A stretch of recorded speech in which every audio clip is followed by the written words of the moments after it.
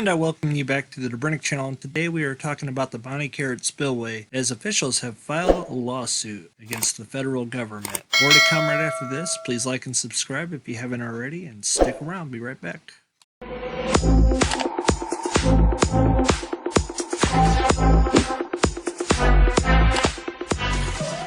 And the Dobrinic channel is back, and today we're talking about the Bonnie Carrot spillway, as a federal lawsuit filed this week by several cities, counties, and groups accusing the Corp and commissions of violating federal laws by opening the spillway more frequently. They say the defendant hurts wildlife and localities by opening it for prolonged periods of time without considering the consequences. The spillway has been opened 14 times since it was built in the 1930s to help to manage the Mississippi River flooding and navigation of those openings. 5 have happened since 2011. It was opened in 2018 and 19, marking the first time the spillway has been open 2 consecutive years alone. This year alone, the spillway was opened twice and left open for a total of 123 days. The Corp manual plans for the spillway opening every 7 to 10 years to stop river from flooding New Orleans. Now, ladies and gentlemen, I get both sides of the argument on this, and I understand wildlife, and I understand the Army Corps of Engineers positioning on this. If you can't have the barges running up and down the river,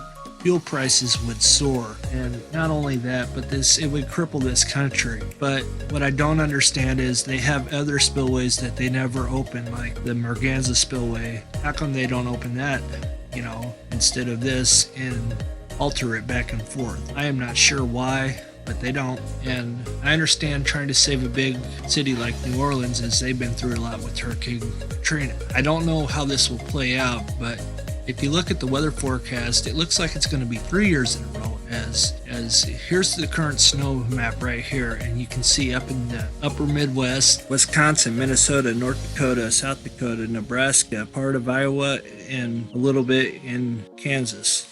It already has a sizable snowpack, and with more snow happening today, and then also who knows what this spring will bring. If it brings heavy rain like it has in the last 2 years, you're going to talk about major flooding along the Missouri River and the upper Mississippi River, just like it was. And this snow map will surely continue to grow as we're getting into the deep part of the winter. January and February will bring more snow, I'm sure, as I've been watching this map very closely, and we'll be having a video on that at some point in time.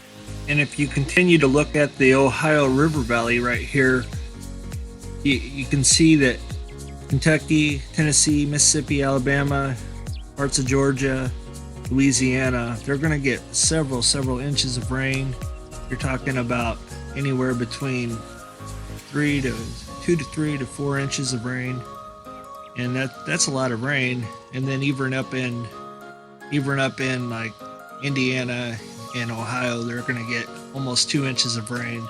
Illinois is going to get an inch of rain. We got at least an inch of rain last night, and all that water's got to go to the Mississippi. So if this continues, this wet pattern continues for the next 3 months, you're gonna be looking at a bad flooding situation once again, if not sooner, early in the spring, just like it was in Memphis, and then later in the year, the upper Mississippi River Valley. Now let's go over here to St. Louis and take a look and see what the river's doing right now, as we'll go to the earth cam and see what's going on there. As you can see, the river's fairly low right now there, but that could be because the north is froze and there's not a whole lot of water moving. But we will definitely be keeping an eye on this, and I will link the article below about the federal lawsuit that's going on, and if I hear anything, I'll definitely report on it. You guys have a blessed day, and we'll see you next time on the Dobrinic channel. God bless. Peace.